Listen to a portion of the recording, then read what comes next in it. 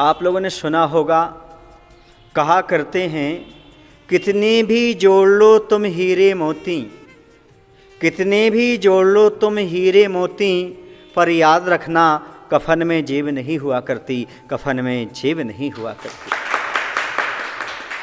इसलिए कफन को सिला नहीं जाता, कभी कफन सिलता नहीं है, मात्र सिंगल कपड़ा रहता है। ये दुनिया को शिक्षा देने के लिए कि मरते समय जीव अपने साथ कुछ भी नहीं ले जा सकता। फिर भी आदमी न जाने कितना इकट्ठा करता रहता है, ये भूल जाता है कि संसार में कोई वस्तु हमारे साथ जाने वाली नहीं है।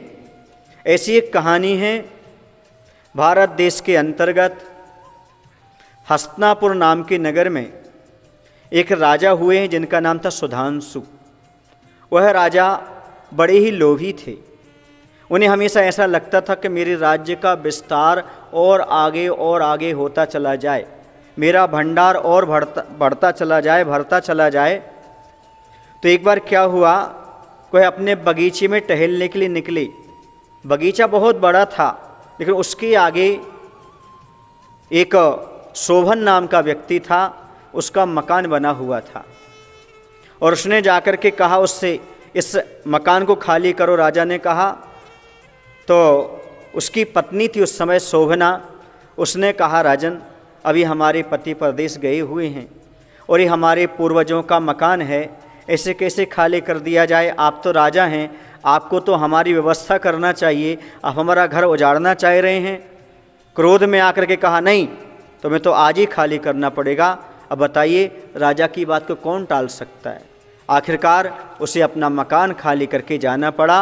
और वह दुखी होकर के, उसके पास एक बैल था, बैल को लेकर के और अपने बच्चे को लेकर के वह गांव के बाहर जा रही थी।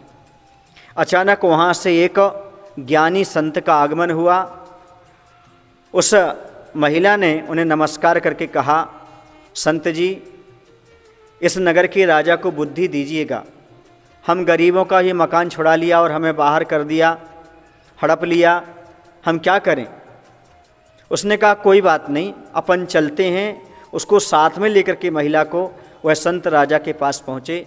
राजा ने आदर सत्कार किया, संत का आसन दिया। बोले, राजन, आपने इस अबला के लिए बाहर निकाल दिया है, पर इसकी एक भावना है कि पूर्वजों का मकान था, तो एक काम करें, आप एक बोरी मात्र मिट्टी भर के इसे दे दें, ताकि यह दूसरे स्थान पर जब मकान बनाए तो वहाँ पर उस मिट्टी को रख सके और अपने पूर्वजों की निशानी अपने पास उसकी हो जाए।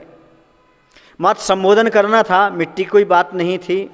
राजा ने कहा, चलो हम चलते हैं, मिट्टी भरा देते हैं।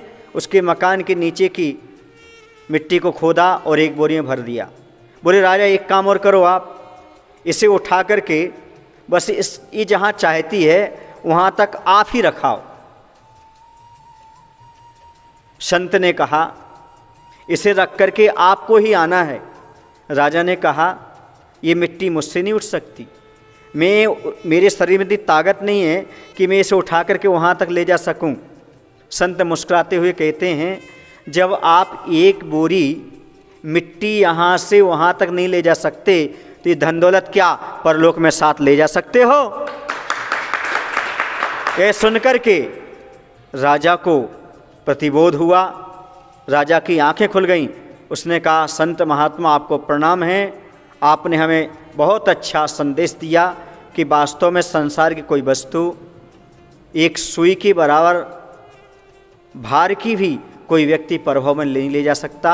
इतना हमें दूसरे का धन हड़प करके, छीन करके और इतना संग्रह नहीं करना चाहिए और कभी किसी को नहीं सताना चाहिए। मात्र आजीविका का निर्वाह करते हुए रोटी कपड़ा मकान मिल जाए उसमें जीवन व्यतीत करना चाहिए। राजा को ऐसा लगा और राजा ने फिर राजपाट सारा का सारा दान कर दिया और संत के साथ होकर के अपने आत्म कल्याण में लग गया। बंधुओं, कहने का तात्पर्य इतना सा ही है कि हम संसार से कोई वस्तु प्रभाव में नहीं ले जा सकते। इतना पाप ना करें, इतना ममत्व ना करें जिससे दुर्गति का बंध हो। अपना जीवन निर्मल पवित्र बनाएं, संतोषी जीवन जिएं। बोले महावीर भगवान की जय। आचार्य विद्यासागर जी महाराज की।